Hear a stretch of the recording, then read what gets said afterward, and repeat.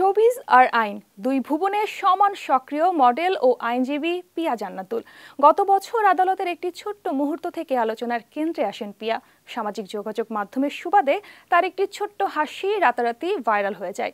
সেই হাসির জন্যই নাকি তাকে দিতে হয়েছে মাশুল। সম্প্রতি এমনটাই জানিয়েছেন এই অভিনেত্রী। বিস্তারিত জানবো প্রতিবেদনে।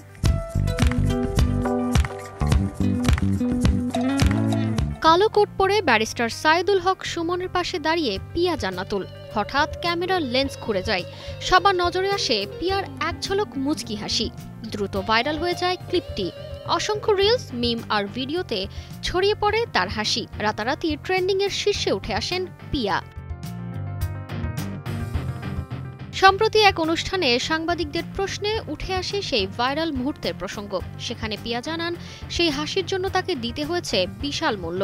বিশেষ করে ৫ আগস্টের পর পরিস্থিতি হয়ে ওঠে আরো কঠিন। বাংলাদেশের প্রথম ইমিউনিটি বুস্টার সমৃদ্ধ ফ্যান্টাস্টিক হ্যাপি এনার্জি বিস্কিট। নিয়মিত আদালতে প্র্যাকটিস করেন পিয়া জান্নাতুল। মডেলিংও রেখেছেন প্রতিভার ছাপ। মিষ্টি হাসির জন্য আগেও চর্চায় এসেছেন এই অভিনেত্রী। পিয়া বলেন, সেই এক মুহূর্তের মুচকি হাসি এত আলোচনা আর বিব্রতকর পরিস্থিতি তৈরি করবে তা ভাবেননি তিনি। অবশ্য কেমন ছিল সেই বিব্রতকর পরিস্থিতি, পিয়া তা পরিষ্কার করেননি। ভাইরালের এই যুগে সবই যেন আনপ্রেডিক্টেবল। ছবি অঙ্কনের জন্য এই কথা যেন আরও বেশি সত্যি। ছোট্ট একটি ঘটনা বা কয়েক মুহূর্তের কোনো ক্লিপ ছড়িয়ে পড়ছে দাবানলের মতো। নেটিজেনরা অনেক সময় ভাবছেও না তার একটি শেয়ার একজন মানুষের জীবনে খারাপ প্রভাবও ফেলতে পারে।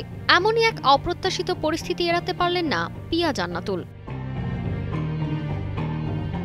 তারতিবা ফারুহী, কালের কণ্ঠ।